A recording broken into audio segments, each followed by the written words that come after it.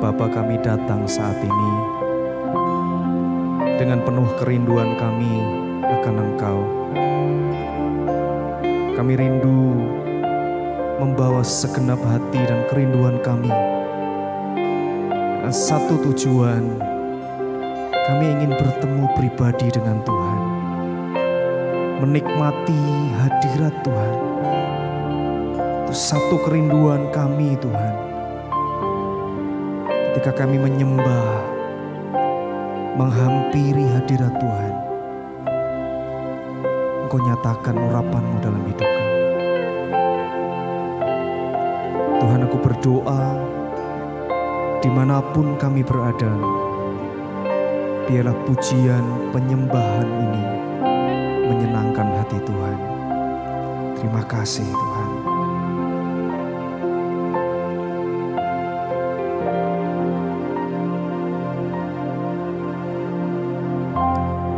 Bapakku rindu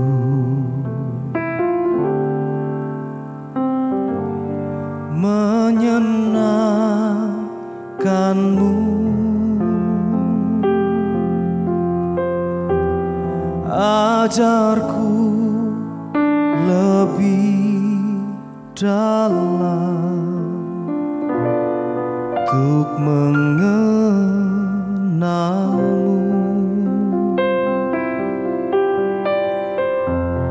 Bapakku pintar, layakkan aku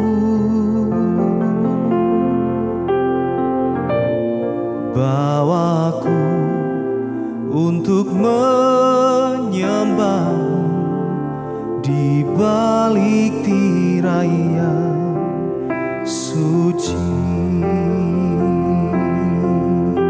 Kami rindu Bapa. Bapakku rindu menyenangkan-Mu, ajarku lebih dalam untuk mengenal-Mu.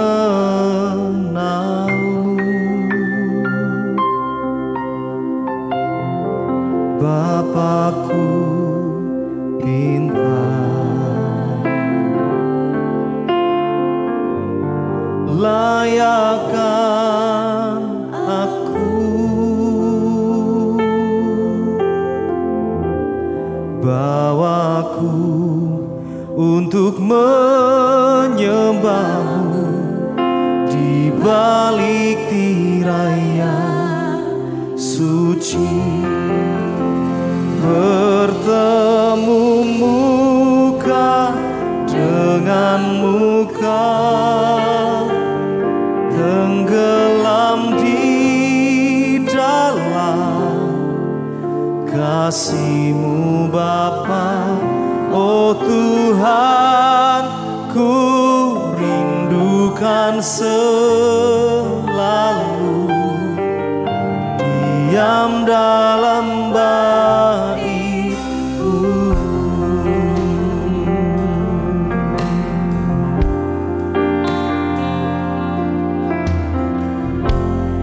Bapakku rindu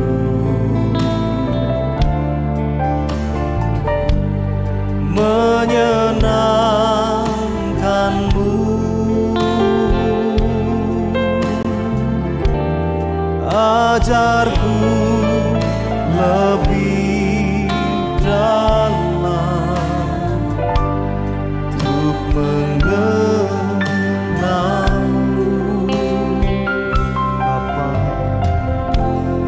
Bapakku pintar, layakkan aku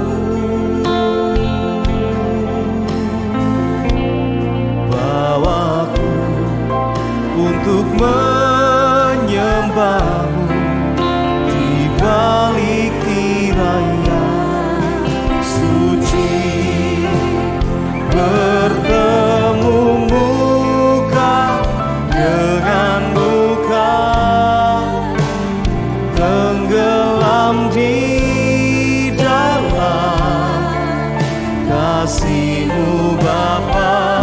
Oh Tuhan, ku rindukan selalu diam dalam bait-Mu, bertemu muka dengan muka, tenggelam di dalam kasih-Mu Bapa. Oh Tuhan, ku rindukan selalu diam dalam bait-Mu. Kami rindu Bapa. Bapakku rindu menyenangkan-Mu, ajarku lebih dalam untuk mengenal-Mu.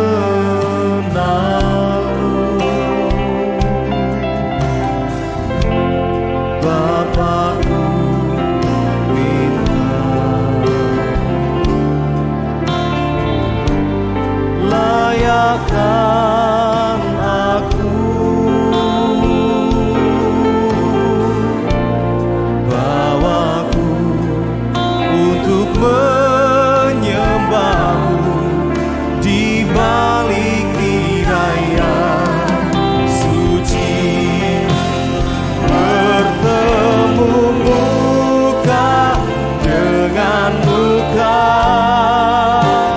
tenggelam di dalam kasih-Mu Bapa. Oh Tuhan, ku rindukan selalu diam dalam bait-Mu, bertemu muka dengan muka, tenggelam di dalam kasih-Mu Bapa. Oh Tuhan, ku rindukan selalu diam dalam bait-Mu.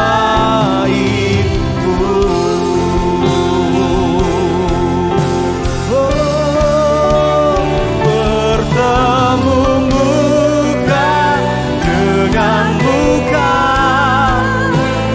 tenggelam di dalam kasih-Mu Bapa. Oh Tuhan, ku rindukan selalu diam dalam bait-Mu, bertemu muka dengan muka, tenggelam di dalam kasih-Mu Bapa. Oh Tuhan, ku rindukan selalu diam dalam bait-Mu, bertemu muka dengan muka, tenggelam di dalam kasih-Mu Bapa. Oh Tuhan, ku rindukan selalu diam dalam bait-Mu. Oh Tuhan, ku rindukan selalu diam dalam bait-Mu. Oh Tuhan, selalu diam dalam bait-Mu,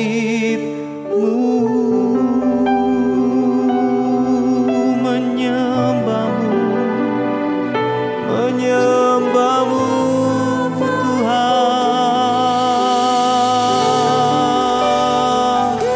menyembah Engkau, menyembah-Mu, diam di bait-Mu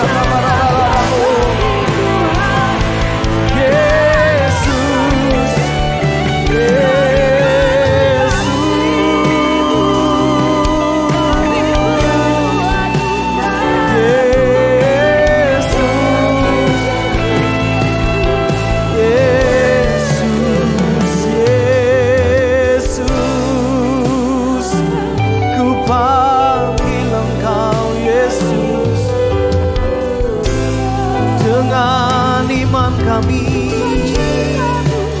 Kami tahu Engkaulah segalanya, Engkaulah segala-galanya. Yesus,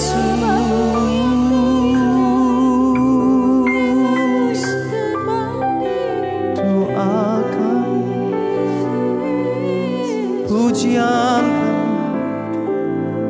pengagungan.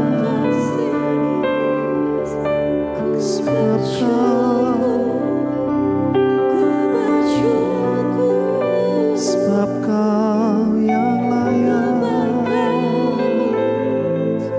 sebab Engkau yang layak.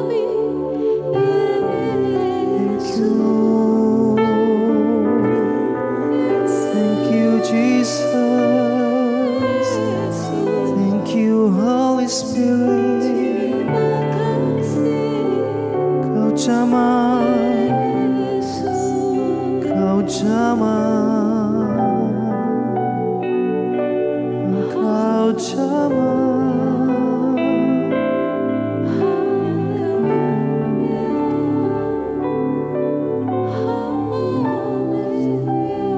Ada dimanapun kami tahu hadirat-Mu mencapai setiap hidup kami. Saat kami mengarahkan hati, saat kami menyebut nama Yesus, saat kami panggil Engkau Bapa,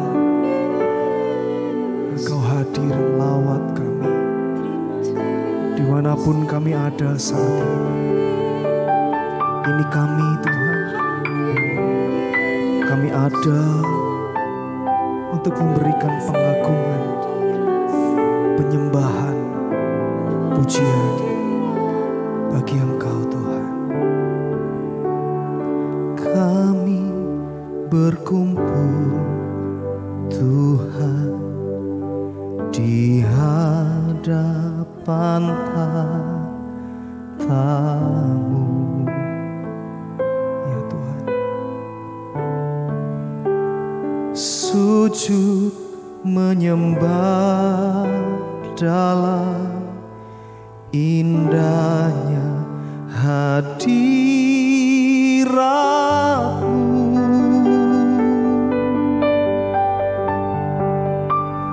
Kami rindu curahan kuasa Roh Kudus,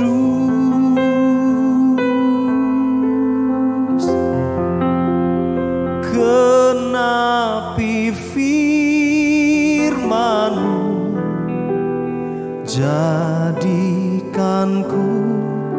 alat-Mu. Kami berkumpul Tuhan, kami berkumpul Tuhan di hadapan tahta-Mu. Kami sujud menyembah-Mu, sujud menyembah dalam indahnya hadirat-Mu.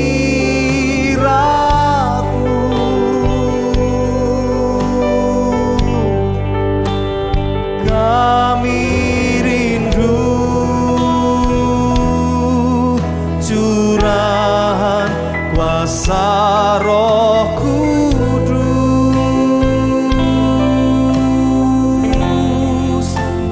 genapi firman-Mu, jadikanku alat-Mu.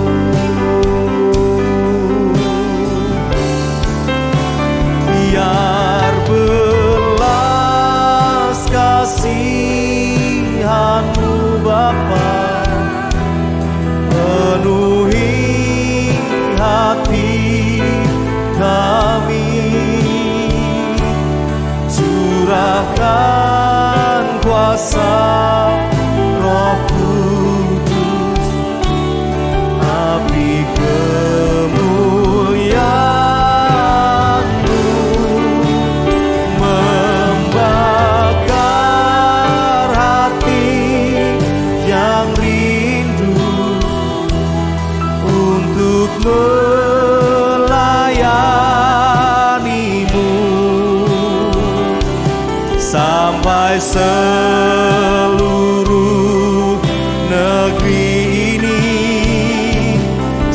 sampai seluruh bumi ini dipenuhi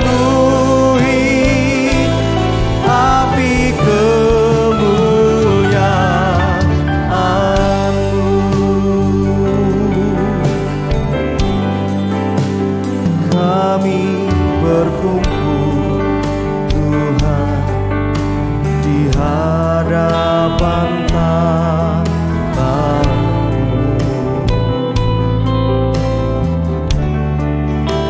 sujud menyembah dalam indahnya hadirat-Mu.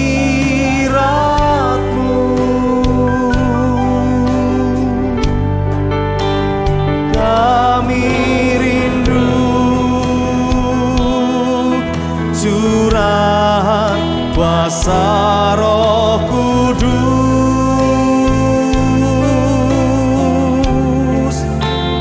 genapi firman-Mu, jadikanku alat-Mu.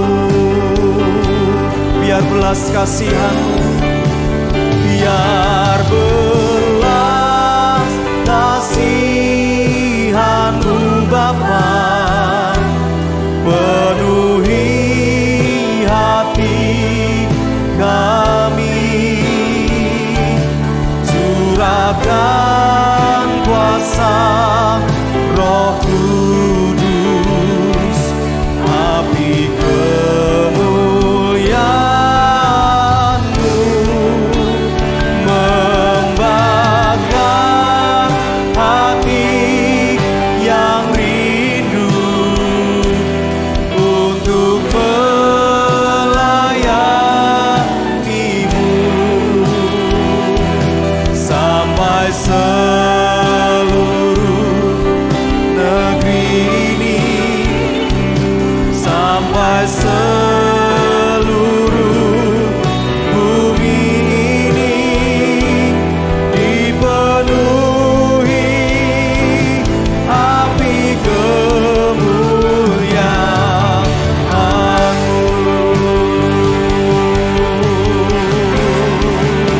Biar belas kasihan-Mu Bapa penuhi hati kami, curahkan kuasa Roh Kudus, api kemuliaan-Mu membakar hati yang rindu untuk melayani-Mu sampai seluruh negeri ini, sampai seluruh bumi ini dipenuhi api kemuliaan-Mu.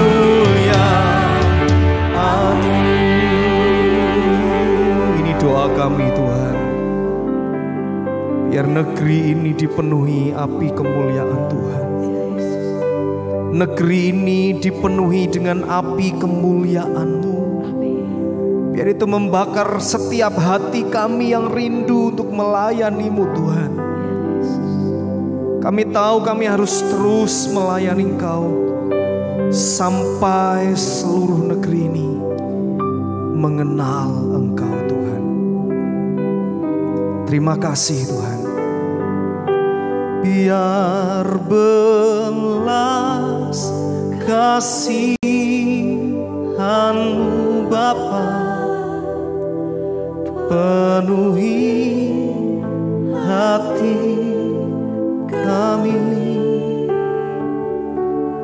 curahkan kuasa Roh Kudus, api kemuliaan-Mu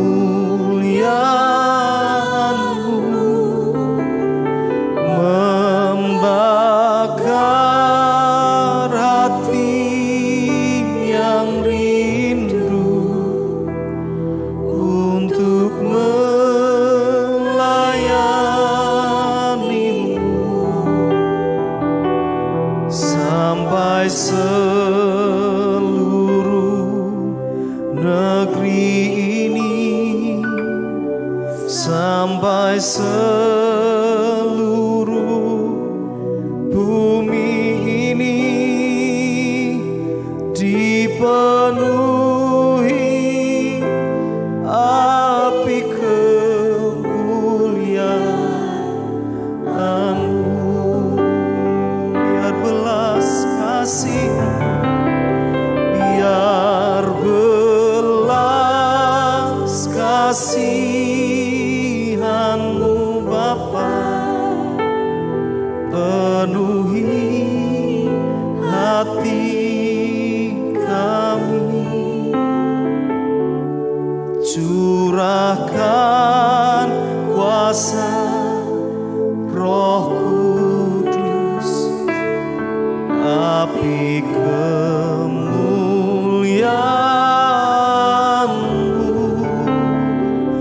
membakar hati yang rindu untuk melayani-Mu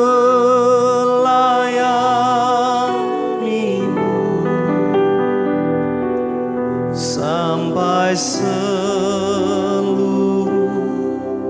negeri ini, sampai seluruh bumi ini dipenuhi api kemuliaan-Mu.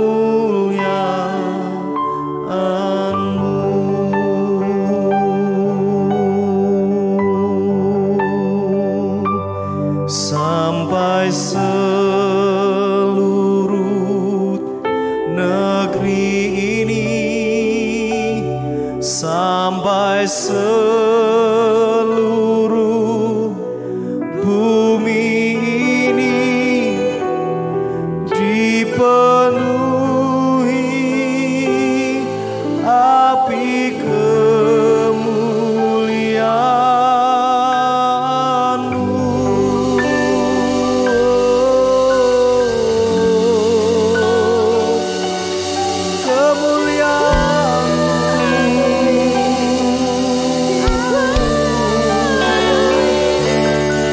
Api kemuliaan-Mu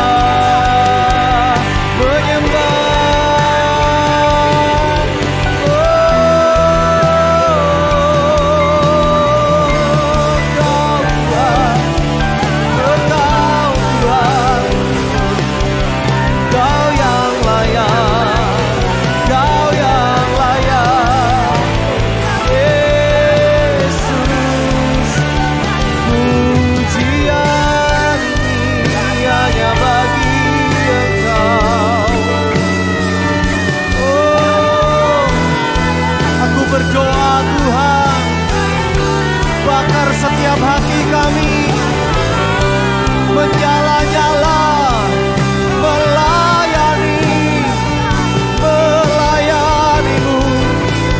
Oh Tuhan,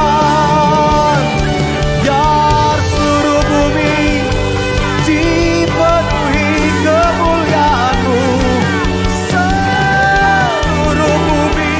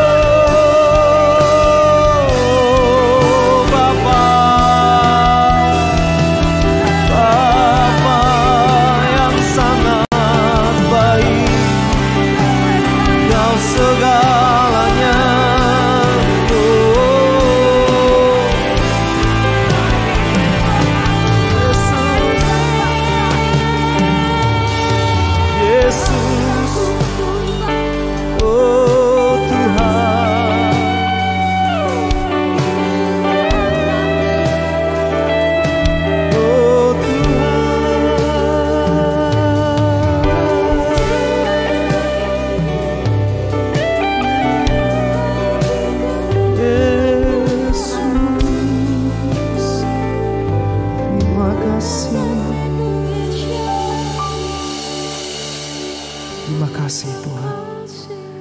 Kau yang kami sembah, nama-Mu yang kami muliakan, nama-Mu yang kami tinggikan lebih dari segala yang ada Tuhan. Kirapa shanda paralapa ya nama. Thank you Lord Jesus. Thank you Jesus. Kaulah yang maha tinggi,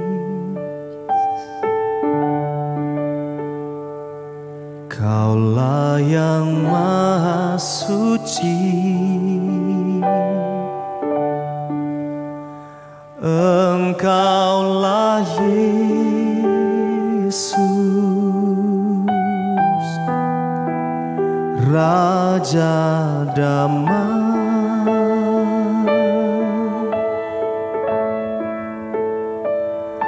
Kaulah yang maha mulia,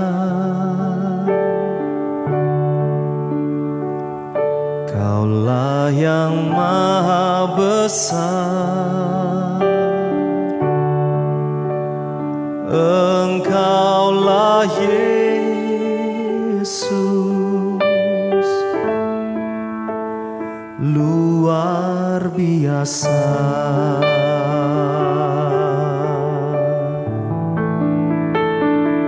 Kami bangga memiliki Allah seperti-Mu.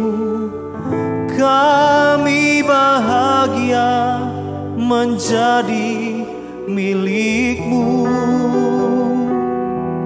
Kami muliakan, kami tinggikan, kami agungkan nama-Mu Yesus. Kami bangga memiliki Allah seperti-Mu.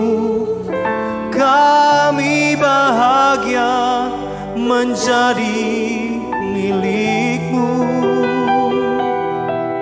Kami memuji, kami menyembah kepada-Mu Yesus.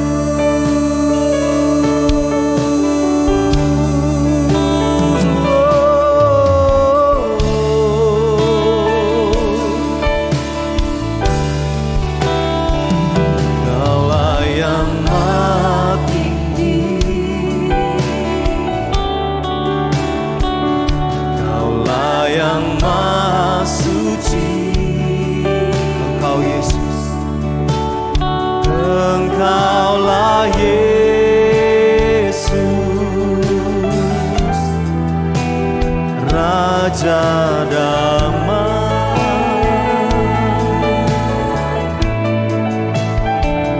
Kaulah yang maha mulia, Kaulah yang maha besar, Engkaulah Yesus, luar biasa.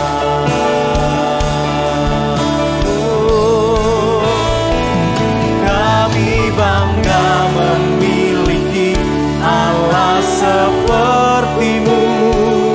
Kami bahagia menjadi milik-Mu. Kami muliakan, kami tinggikan, kami agungkan nama-Mu Yesus. Kami bangga memiliki Allah seperti-Mu. Kami bahagia menjadi milik-Mu. Kami memuji, kami menyembah kepada-Mu Yesus.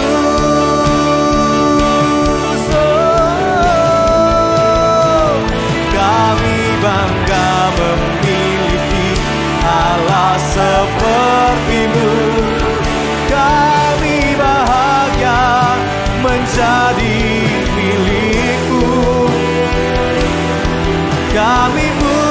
sembahkan, kami tinggikan, kami agungkan nama-Mu Yesus.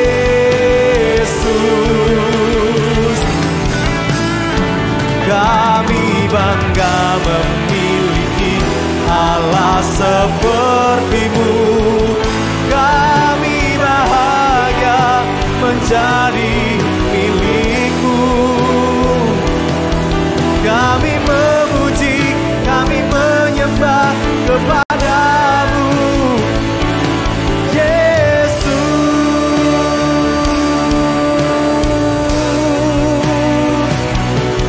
Kami memuji, kami menyembah kepada-Mu Yesus.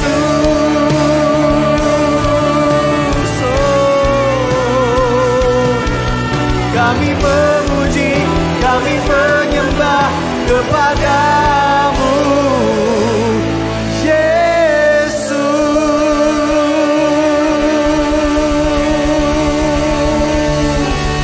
Oh Yesus. Terima kasih. Kami tahu pujian penyembahan ini Tuhan menyenangkan hati-Mu. Sekarang kami mau duduk diam untuk mendengar Engkau berbicara buat kami. Mari sampaikan pesan firman-Mu saat ini. Kami siap diubahkan oleh firman Tuhan. Dalam nama Yesus kami berdoa. Amin. Selamat malam kekasih Tuhan. Kita ketemu lagi di Worship Night malam ini. Malam ini saya ingin sharing firman Tuhan yang saya beri judul Hari-hari di Zaman Akhir. Kita semua tahu saudara apa yang sedang terjadi akhir-akhir ini. Keadaan di sekeliling kita, keadaan dunia seperti apa saudara. Kita melihat, merasakan benar-benar hari-hari di zaman akhir. Namun malam ini kita mau belajar apa kata firman Tuhan. Murid Yesus di dalam Matius 24 ayat 3 kalau saudara baca, mereka juga kepingin tahu. Di dalam diskusi dengan Yesus sendiri mereka berkata, "Guru, beritahu kami apa sih tanda-tanda zaman itu berakhir." Saudara, malam ini kita sama-sama belajar firman Tuhan yang ada di dalam kitab 2 Timotius 3. 2 Timotius 3, mari sama-sama kita buka firman Tuhan. 2 Timotius 3 ayat 1 sampai 3. 2 Timotius 3 ini memberi kita hal-hal apa saja sih yang terjadi di zaman akhir. Kalau saudara baca tentang topik firman dari 2 Timotius 3, jelas firman Tuhan Alkitab menulis keadaan manusia pada akhir zaman. Demikian firman Tuhan, saudara, mari kita baca di dalam Alkitab kita masing-masing. 2 Timotius 3 ayat 1. Keadaan manusia pada akhir zaman. Ketahuilah bahwa pada hari-hari terakhir akan datang masa yang sukar. Saudara, Alkitab menjamin bahwa kita yang hidup di zaman akhir akan ada masa yang sulit, masa yang sukar. Itu pasti saudara. Itu kita tidak bisa tengking, kita tidak bisa tolak, kita tidak bisa hindari. Namun kita percaya bahwa itu pasti terjadi. Dan kita lihat hari-hari ini dunia, bukan hanya orang-orang percaya, bukan hanya orang Kristen, tapi dunia mengalami hari-hari yang sukar. Ayat kedua, ini tanda-tandanya. Manusia akan mencintai dirinya sendiri dan menjadi hamba uang. Mereka akan membual dan menyombongkan diri mereka. Menyombongkan diri. Mereka akan menjadi pemfitnah. Mereka akan berontak terhadap orang tua dan tidak tahu berterima kasih, tidak mempedulikan agama. Tidak tahu mengasihi, tidak mau berdamai, suka menjelekkan orang, tidak dapat mengekang diri, garang, tidak suka yang baik. Ayat 4, suka berkhianat, tidak berpikir panjang, berlagak tahu, lebih menurut hawa nafsu daripada menurut Allah. Ayat 5, secara lahiriah mereka menjalani ibadah mereka, tapi pada hakikatnya mereka memungkiri kekuatannya. Jauhilah mereka itu, kata firman Tuhan. Jauhilah mereka itu. Ayat 6, sebab di antara mereka terdapat orang-orang yang menyeludup ke rumah orang lain dan menjerat perempuan-perempuan lemah yang syarat dengan dosa dan dikuasai oleh berbagai nafsu. Ayat ke-7, yang walaupun selalu ingin diajar, namun tidak dapat mengenal kebenaran. Saudara, kalau kita baca 2 Timotius 3, ayat 3 itu menjelaskan dengan jelas karakteristik daripada keadaan manusia pada waktu akhir zaman. Ayat 4, 5, 6, 7 itu menjelaskan lebih detail. Tetapi karakteristik utama itu ada pada ayat ketiga. Yang hari ini kita sama-sama belajar. Saudara, kita benar-benar hidup di zaman akhir. Saudara dan saya, Tuhan memperlengkapi kita. Sebab segala sesuatu sudah tertulis. Dia ingin memperingati anak-anaknya bahwa ada orang-orang manusia, dikatakan manusia, saudara. Alkitab tidak mencatat bahwa orang-orang di luar Tuhan, orang-orang bukan orang percaya, adalah orang-orang yang kafir, orang-orang yang bukan menyembah Tuhan. Tidak, dikatakan manusia. Ayat 2, manusia akan mencintai dirinya. Dikatakan manusia, tidak peduli laki-laki atau perempuan. Tidak peduli engkau menyembah Tuhan atau bukan. Tidak peduli engkau orang Kristen atau bukan. Tidak peduli engkau kafir atau menyembah Elohim. Tidak peduli, saudara.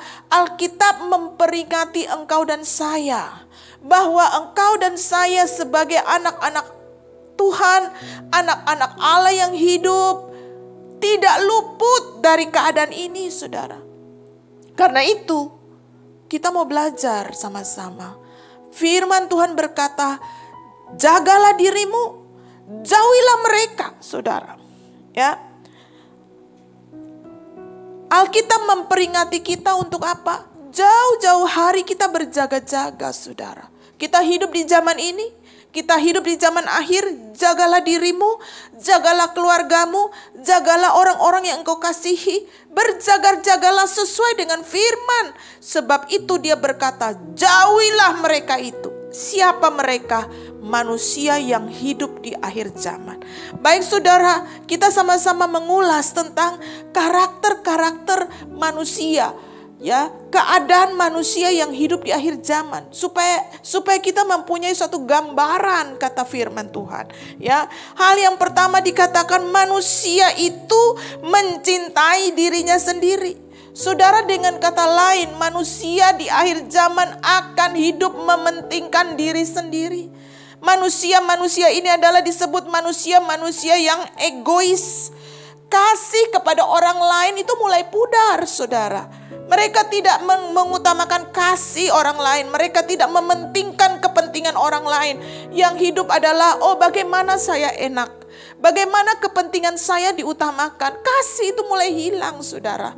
Ini keadaan manusia di zaman akhir. Ini hari-hari yang engkau dan saya tidak heran, saudara. Kalau engkau lihat sahabat baikmu mengingkari persahabatanmu. Engkau melihat, aduh kok temanku ini mementingkan dirinya sendiri. Kok egois ya? Saudara, ya seperti itu. Mungkin di dalam keluargamu, saudaramu, kita akan berhadapan dengan orang-orang, juga diri kita, saudara. Kalau kita tidak berjaga-jaga, kita akan hidup dengan kepentingan diri kita. Apa-apa semua mengutamakan kepentingan diri kita sendiri.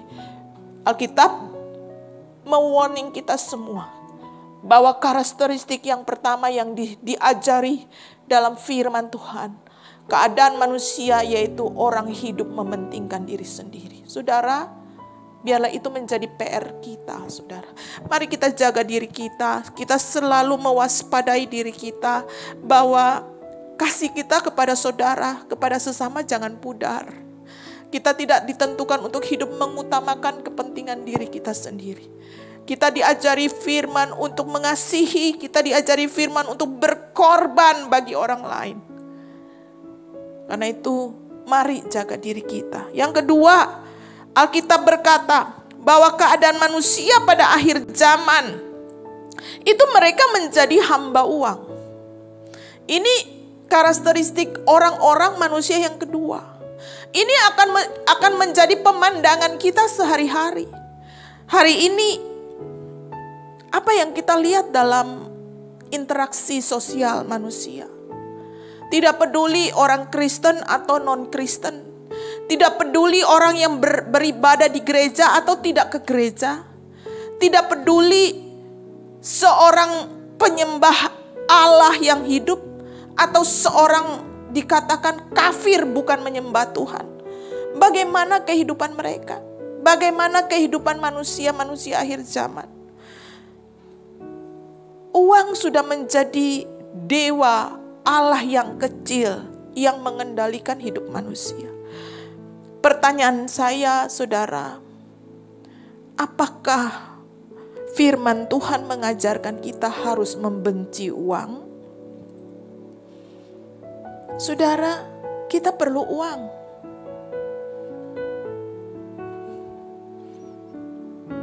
Tapi kita tidak boleh membenci uang. Kita perlu uang untuk hidup, saudara. Firman Tuhan sendiri berkata, engkau harus bekerja. Engkau tidak harus berdoa saja. Engkau harus bekerja. Bekerja itu untuk makan. Kita perlu uang untuk keperluan kita sehari-hari. Bukan hanya sehari-hari, Tuhan memberkati kita dalam bentuk uang, saudara. Untuk membuat kita kaya, untuk membuat kita hidup di dalam kelimpahan, Tuhan juga memberkati kita dengan uang. Jadi kita tidak perlu membenci uang. Kita banyak pekerjaan-pekerjaan gereja untuk pengabaran Injil, misionari-misionari, semua membutuhkan uang, saudara. Bagaimana kita harus membenci uang? Tidak. Alkitab tidak mengajarkan kita membenci uang. Mari kita perjelas, uang itu gak jahat, Bapak Ibu. Uang itu gak jahat. Tapi apa artinya cinta uang? Firman Tuhan berkata manusia akan menjadi hamba uang. Orang yang cinta uang itu banyak melakukan perkara-perkara yang jahat, perkara-perkara yang salah, perkara-perkara yang menentang kebenaran demi uang, saudara. Orang cinta uang itu banyak mengorbankan sahabatnya. Dia di dalam interaksi, di dalam pekerjaan, dia menghalalkan segala caranya untuk karir. Dia mengorbankan sahabatnya, dia korbankan orang lain untuk apa? Untuk uang, saudara. Orang banyak melakukan tindakan-tindakan yang jahat secara instan memperoleh uang yang banyak, yang bertentangan dengan kebenaran. Banyak merusak orang lain, saudara. Menjual narkoba, judi, tipu sana, tipu sini, investasi bodong, saudara, hanya untuk mendapatkan uang. Jual narkoba, ngedar narkoba itu enak. Dikatakan dapat uang dalam sekejap, saudara. Ya. Mereka banyak melakukan hal-hal yang tidak benar demi uang. Bahkan apa, saudara? Ada yang rela menjual jiwa orang lain demi uang. Ada yang rela menjual agamanya demi uang. Saudara lihat potret hari ini. Tidak hanya manusia-manusia bukan Kristen, bukan orang-orang non-Kristen. Orang-orang Kristen saja banyak yang menjual imannya demi uang. Pendeta-pendeta meninggalkan gelar kependetaannya karena duit, saudara. Saudara, Tuhan ingin membuat engkau kaya, memberkati engkau juga dengan uang. Namun yang Tuhan mau adalah engkau mencintai Tuhan lebih daripada uang yang diberkati. Tuhan tidak mau engkau mencintai duit lebih daripada Dia. Engkau mencintai duit, uang itu lebih daripada engkau mencintai Tuhan. Itu yang dikatakan manusia menjadi hamba uang. Kalau engkau mencintai uang lebih daripada mencintai Tuhan, maka semua aturan-aturan, semua kebenaran-kebenaran yang Tuhan ajarkan banyak kita langgar demi uang. Ini kejadian di akhir zaman, saudara. 1 Timotius 6 ayat 10 berkata demikian. Karena akar dari segala kejahatan adalah cinta uang. Saudara, sekali lagi kita mau clear bahwa uang itu tidak jahat. Tidak salah, kita tidak perlu membenci uang. Tuhan memberkatimu.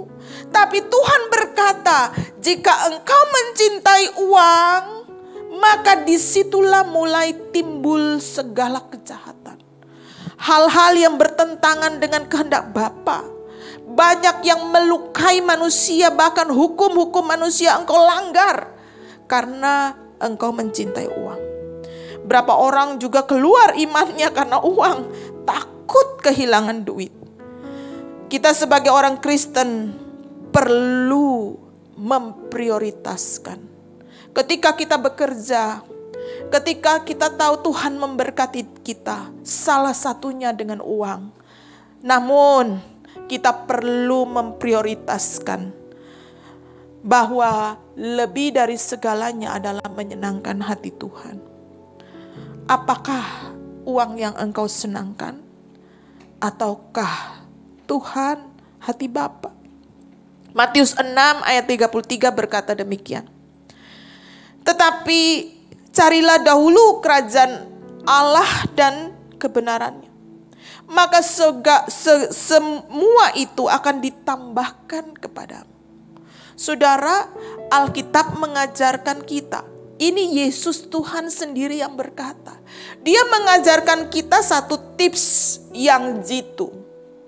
Saudara, bahwa uang itu bukan segalanya. Kamu jangan cinta uang. Kalau engkau cinta uang, itu mulai adalah menjadi biang, akar dari segala kejahatan. Tetapi Yesus berkata, aku memberikan engkau jalan. Aku memberikan engkau tips.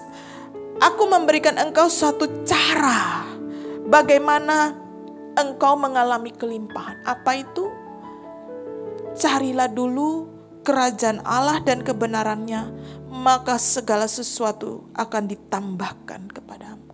Saudara, Yesus berkata prioritas utama kita adalah kerajaan Allah dan kebenaran. Bukan berarti engkau harus berdoa terus, ibadah terus, pelayanan terus, tidak usah kerja. Bukan, saudara. Engkau melakukan aktivitas sehari-hari yang Tuhan percayakan kepada engkau. Engkau kerja, engkau punya usaha, engkau punya toko, engkau punya bisnis. Di dalam aktivitas kita, Tuhan memberkati kita. Tetapi cari dulu kebenaran surga. Kenali surga itu, kenali kebenaran Allah itu, kebenaran Tuhan. Kita cari yang terutama. Tuhan bilang, maka bonus-bonus itu atas segala sesuatu akan diberikan kepadamu. Tips dari Tuhan Yesus itu mengajarkan kita prioritas kerajaan surga dan kebenarannya. Maka bonusnya termasuk engkau diberkati secara finansial. Amin. Perkenanan Bapa, saya mau katakan ini, saudara. Perkenanan Bapa kepada kita itu yang melepaskan kekayaan dalam hidup kita. Bukan uang dan kerja keras kita. Saya ulang. Perkenanan Bapa atas hidup kita itu mampu melepaskan kekayaan dalam hidup kita. Jika Bapa berkenan, Dia melepaskan kekayaan surga, termasuk finansial. Saudara, kekayaan surga itu banyak, saudara. Damai sejahtera dalam hidupmu. Engkau punya keluarga yang utuh. Engkau bisa hidup bersama-sama di dalam kesatuan, di dalam keluarga yang diberkati. Itu kekayaan surga. Tetapi kekayaan surga juga dalam berkat finansial.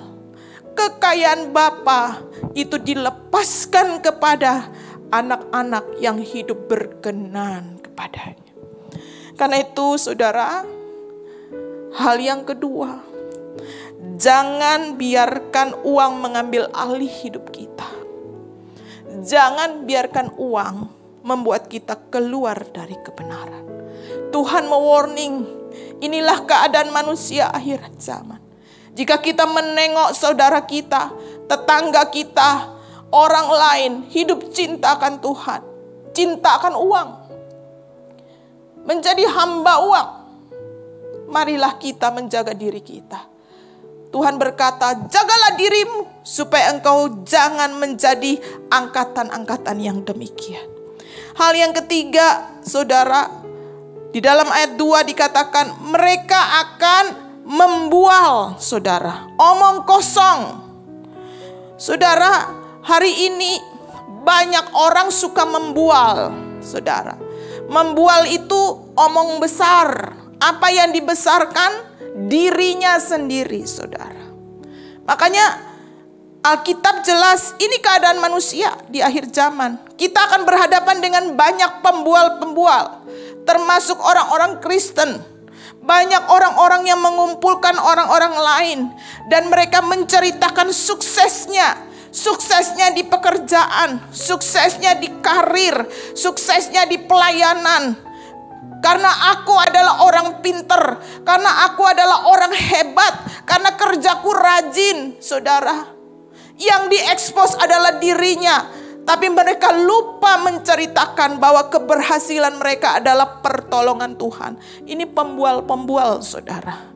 Ya, banyak orang omong kosong, banyak orang omong-omong tinggi, omong-omong besar. Yang dibesarkan itu dirinya, bukan Tuhan yang dibesarkan. Saudara, pembual-pembual Kristen juga banyak, saudara. Hari-hari ini termasuk para hamba-hamba Tuhan. Mereka dengan bangganya di media sosial. Oh, saya bangun gereja ini dengan jemaat cuma 1. Hari ini ada puluhan ribu jemaat saya. Hari ini ada puluhan ribu yang terdaftar di dalam gereja saya. Mereka bangga seolah-olah apa yang mereka buat, apa yang mereka capai itu karena usaha dan kerja keras mereka. Mereka lebih banyak menceritakan dirinya. Bagaimana saya membangun gereja ini dengan air mata, dengan kerja keras, saudara. Kita banyak lupa bahwa jika Tuhan tidak mau, segala itu tidak jadi. Inilah pembual-pembual. Firman Tuhan berkata, pada akhir zaman banyak orang yang membual, saudara. Apa yang diajarkan oleh firman Tuhan di dalam Yakobus 4 ayat 16. Demikian firman Tuhan. Tetapi sekarang kamu memegahkan diri di dalam congkakmu, dan semua kemegahan yang demikian adalah salah. Tuhan berkata, kalau engkau memegahkan diri dengan omong besarmu, dengan omong kosong, dengan pembual-pembual itu suka mengekspos diri, membesarkan diri dengan congkakmu, dengan kesombonganmu itu, Tuhan berkata itu adalah salah. Kita perlu waspada, saudara, sebab kita akan berhadapan dengan orang-orang seperti ini di akhir zaman. Jauh sebelum itu, saudara, apakah engkau sudah berhadapan atau kita yang belum berhadapan?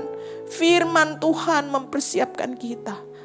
Orang-orang pembual akan kita berhadapan di akhir zaman. Firman Tuhan berkata, mereka salah. Jika orang yang bermegah di dalam kecongkakan mereka, sesungguhnya mereka salah. Mereka jatuh, saudara. Karena itu, jauhlah dirinya. Jauhlah diri kita dari angkatan-angkatan orang-orang seperti ini. Tuhan mau ketika kita bermegah di dalam Kristus. Saudara, Tuhan tidak suka kita sombong, kita bermegah atas segala sesuatu. Hanya satu yang dikenan Tuhan. Hanya satu, saudara. Tuhan tidak suka dalam keadaan apapun kita bermegah.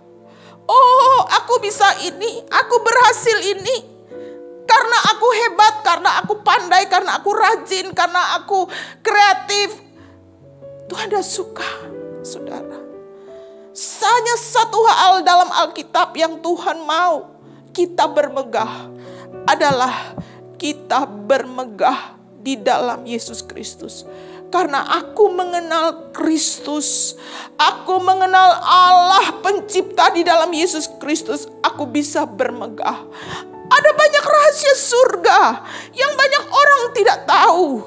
Ternyata banyak rahasia surga, kehidupan surga, karakter Bapakku, karakter Tuhanku, itu aku boleh kenal dia. Aku bermegah karena aku mengenal Bapa, karena aku mengenal jalan-jalan Tuhan. Sungguh hebat, sungguh dahsyat, betapa dalam kasih-Nya, betapa hikmat-Nya sungguh tinggi yang tidak dapat terselami. Aku mengenal jalan-jalannya.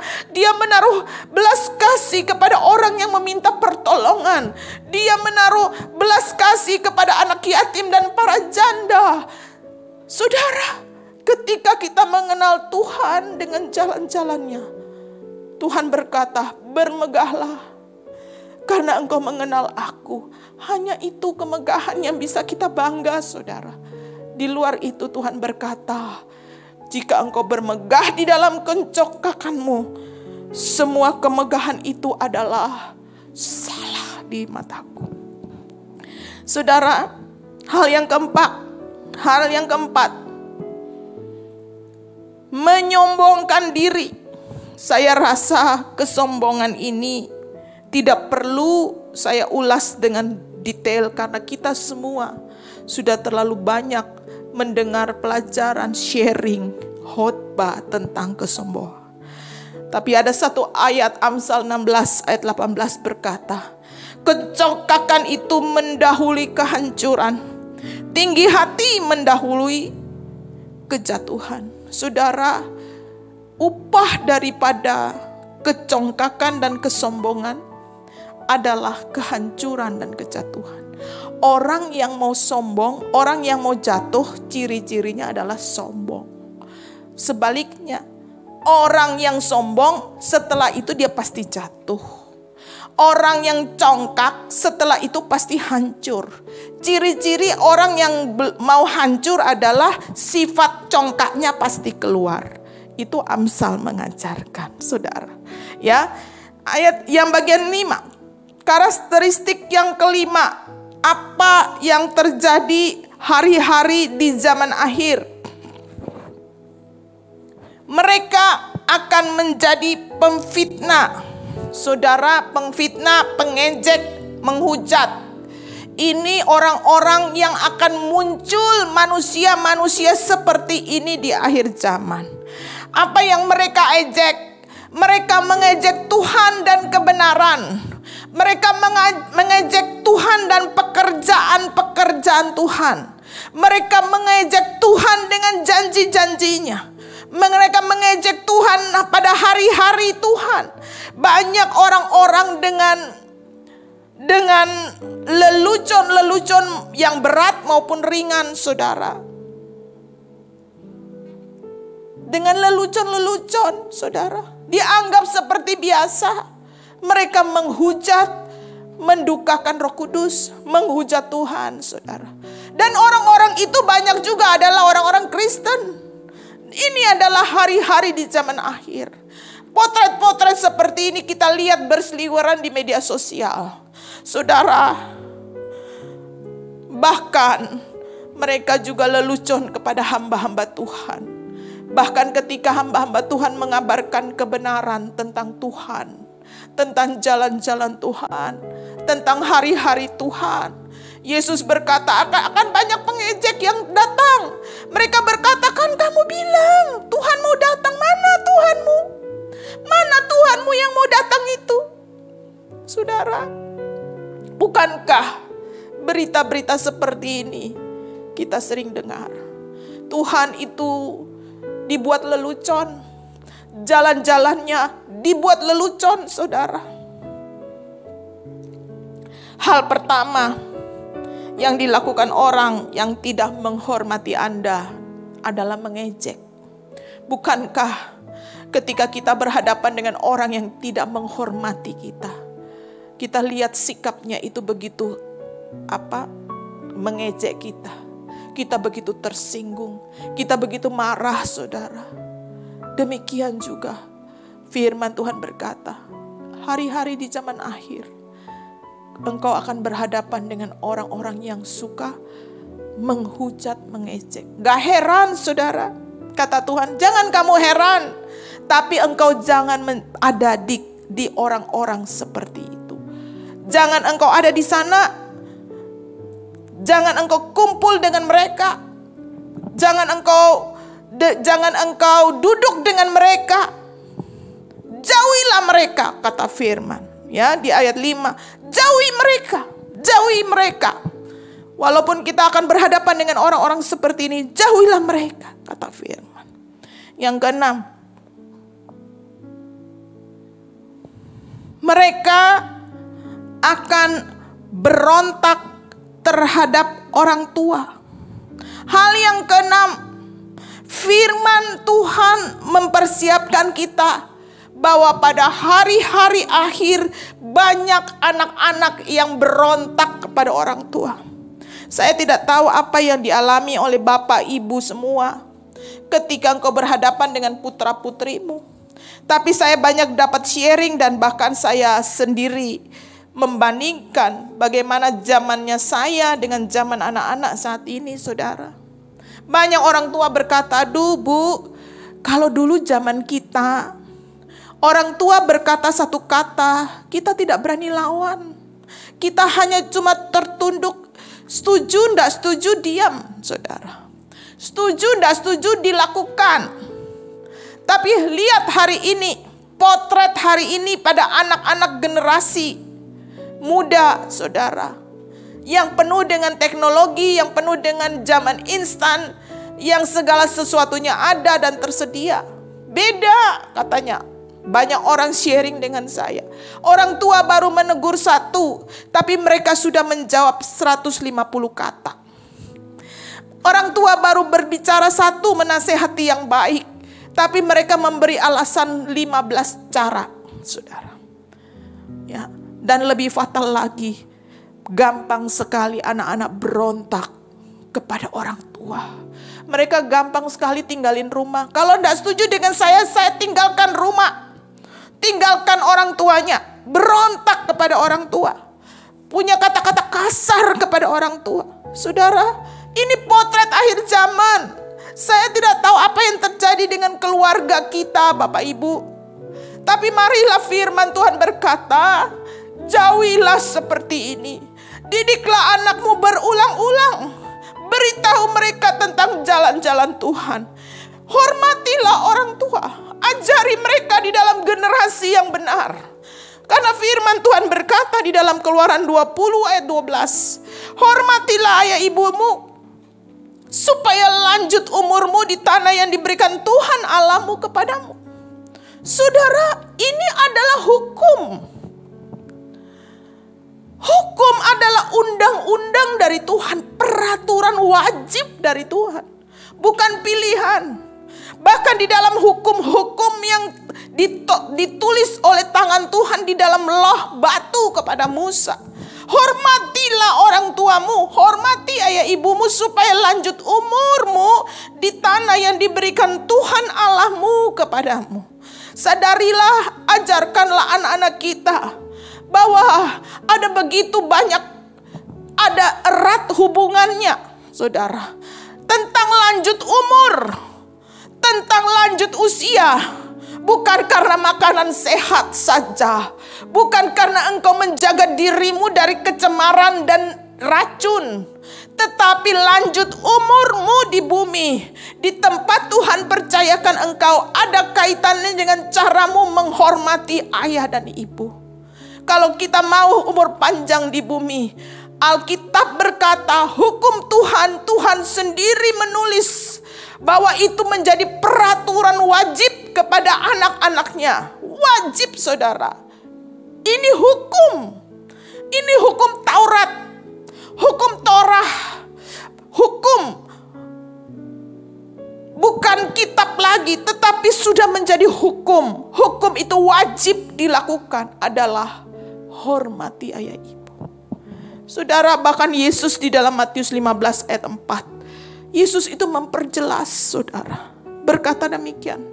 Hormatilah ayah dan ibumu. Dan lagi, kata Yesus. Yesus menekankan. Siapa yang mengutuki ayahnya atau ibunya, pasti dihukum mati. Yesus berkata, anak yang bukan saja berontak kepada ayah dan ibunya, yang tidak menghormati ayah ibunya, tetapi Yesus berkata, anak-anak yang berani mengutuki ayahnya atau ibunya pasti saudara, bukan moga-moga, pasti dihukum mati. Ini Yesus berkata. Mari didiklah anak-anak kita. Kita akan berhadapan dengan satu era di mana era generasi muda itu banyak yang berontak. Tapi itu bukanlah suatu alasan bagi kita. Oh, sudah biasa. Anak-anak zaman sekarang begitu. Tidak, saudara. Tuhan bilang, jauhi mereka. Jauhilah mereka. Didiklah anakmu. Berulang-ulang. Beritahukanlah mereka tentang jalan-jalan kebenaran. Berulang-ulang, kata Tuhan. Karakteristik yang berikutnya, yang ketujuh. Mereka tidak tahu berterima kasih. Saudara, orang akhir zaman, orang tidak gampang bersyukur. Bersyukur, saudara. Saya kalau bertemu dengan para orang tua yang senior-senior, saudara, saya kagum dan begitu kagum kepada orang tua, saudara. Kadang kita berpikir itu hal sepele, tapi bagaimana respon mereka kepada Tuhan? Tuhan, terima kasih. Hari ini saya bisa jalan. Hari ini saya gak sakit. Tuhan, terima kasih. Saya tadi naik bus, tunggu angkutan. Tuhan kirim angkutan kepada saya. Hari ini saya bisa pergi dengan angkutan. Angkutan itu susah loh, padahal banyak yang ngantri. Tuhan sediakan angkutan bagi saya. Bagi kita tuh hal-hal yang sepele, saudara. Hal-hal yang kecil. Tetapi ada orang-orang yang selalu bersyukur dalam perkara-perkara yang kecil. Tuhan ingin kita bersyukur.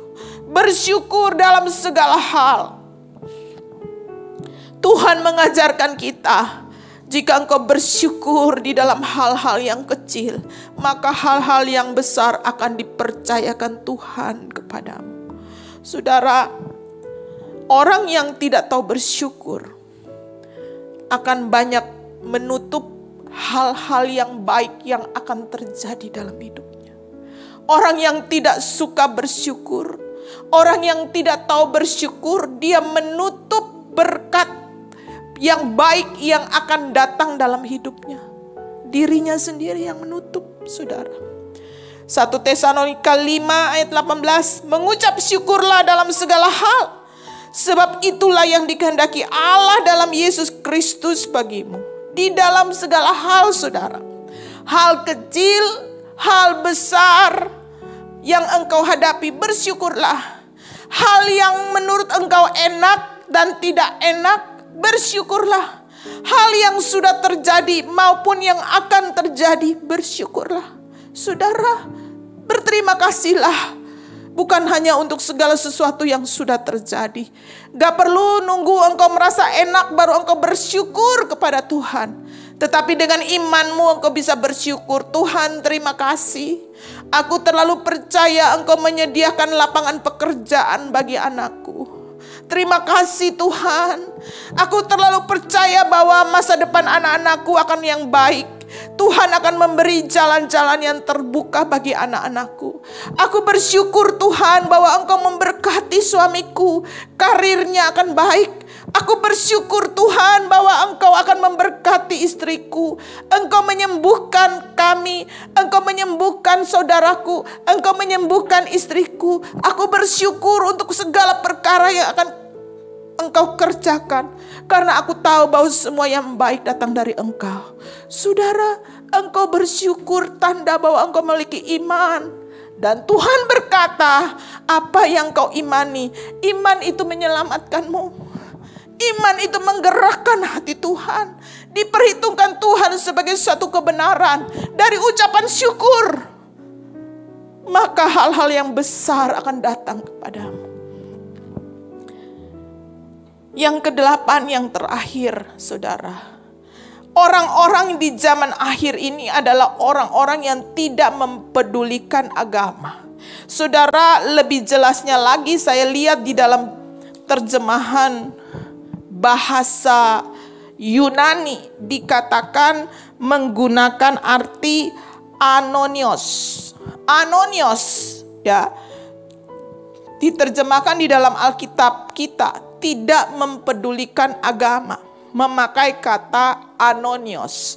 Anonios itu adalah unholy.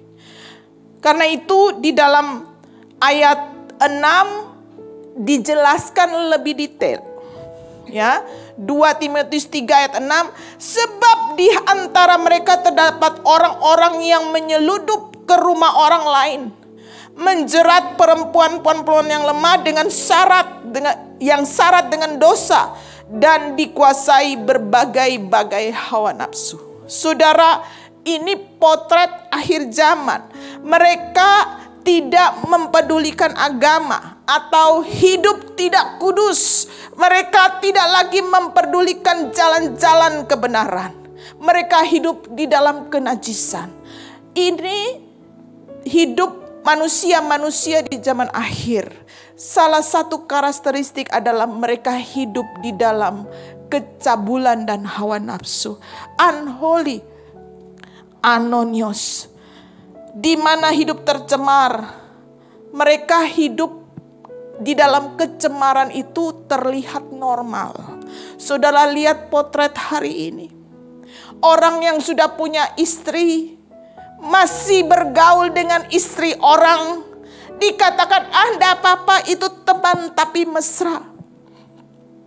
Orang yang sudah punya suami masih keluar dengan suami orang dengan alasan, saudara, karena pekerjaan itu mengharuskan begitu. Kenajisan, kecemaran itu dianggap normal, saudara. Orang sudah meninggalkan norma-norma kebenaran yang diajarkan Tuhan. Saudara, tanpa kekudusan kita tidak bisa melihat Tuhan. Orang Kristen atau tidak orang Kristen, tanpa kekudusan kita tidak bisa melihat Tuhan. Tanpa mempersembahkan hidup yang kudus, kita tidak bisa bertemu dengan Tuhan. Saudara, janganlah menganggap kenajisan itu adalah hal yang normal. Biasa. Zaman sekarang itu biasa, saudara. Makan sepiring berdua dengan pasangan orang lain. Itu biasa di kantor itu seperti itu, saudara. Suap-suapan, saudara. Dengan bukan pasangannya. Itu biasa. Ya, kecemaran dianggap normal. Karena itu, mari kita lihat firman Tuhan yang terakhir ya saudara. Kita lihat dalam firman Tuhan, Mazmur 24, apa kata Tuhan? Ayat 3 dan 4. Siapakah yang boleh naik ke atas gunung Tuhan? Siapakah yang boleh berdiri di tempatnya yang kudus? Ialah orang yang bersih tangannya dan murni hatinya, tidak menyerahkan dirinya kepada penipuan, dan yang tidak bersumpah palsu. Saudara, hanya dengan kekudusan kita bisa naik ke gunung Tuhan. Hanya dengan kekudusan kita bisa bertemu Tuhan. 8 hal ini saudara, inilah yang terjadi di hari-hari di zaman akhir. Ini begitu dekat di mata kita, di depan mata kita, begitu dekat dengan pendengaran kita. Kita bisa melihat, mendengar mereka. Kita bisa ada di sekeliling mereka. Tapi firman Tuhan berkata, jauhilah mereka. Jauhilah semua itu. Kita tidak perlu menghakimi, tapi kita mau menjaga diri kita, menjaga keluarga kita, menjaga anak-anak kita, menjaga generasi kita, supaya kita tidak hidup di dalam kecemaran.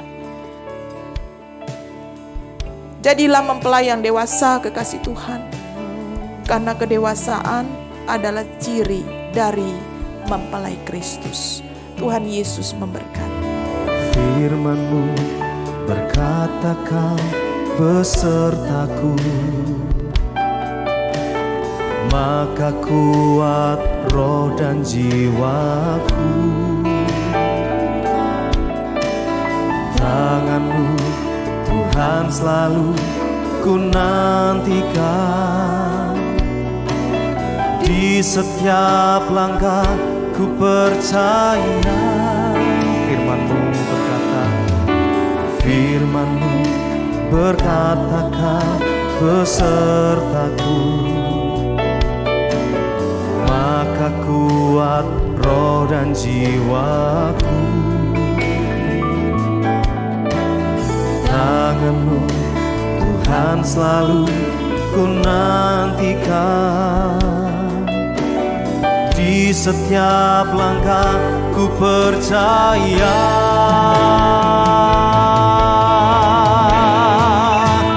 Dengan sayap-Mu ku akan terbang tinggi. Di tengah badai hidup ku tak menyerah. Kau kekuatan dan perlindungan bagiku, pertolongan-Mu di tempat maha tinggi.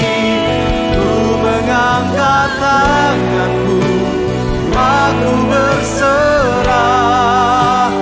Kau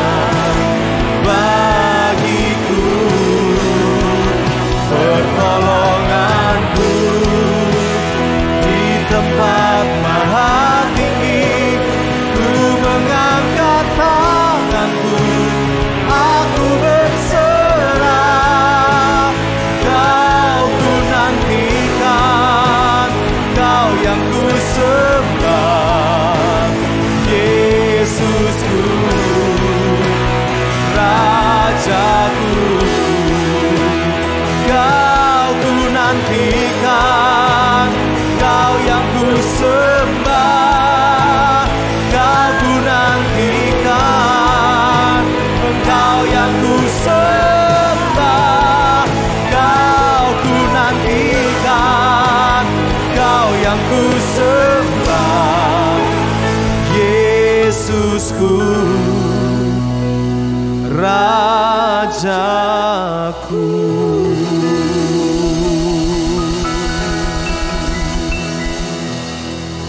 Mari kita akhiri ibadah kita malam ini. Kita berdoa bersama-sama. Bapa, terima kasih kalau malam ini kami boleh beribadah kepadamu. Di dalam pujian dan penyembahan pengagungan kami kepada Engkau. Kami boleh menerima kebenaran firman-Mu. Kami boleh belajar firman-Mu. Kami boleh mengenal firman-Mu.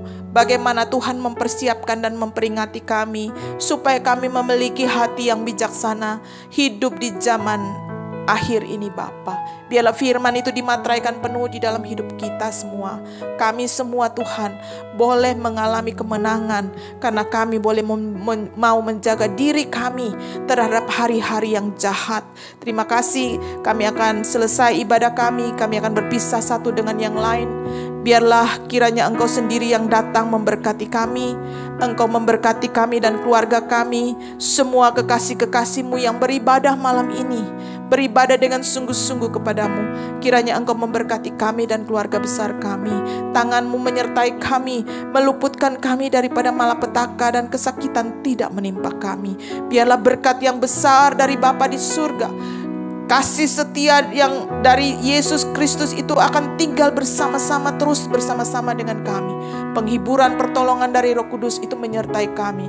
Mulai hari ini sampai Maranatha, Tuhan datang menjemput kami. Terima kasih Bapa, berkat yang besar dari Engkau kami terima malam ini. Semua kekasih Tuhan yang diberkati Tuhan sama-sama katakan amin.